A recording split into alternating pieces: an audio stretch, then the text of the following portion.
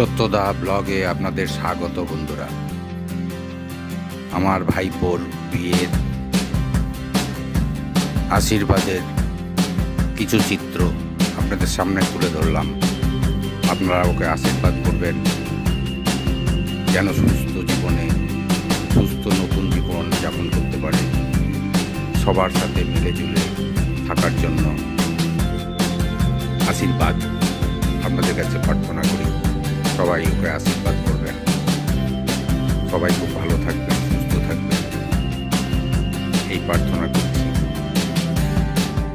আজকে খুব আনন্দের দিন, ওর আশীর্বাদে বহু লোকের সমাগম হয়েছে, আমরাও খুব আনন্দিত।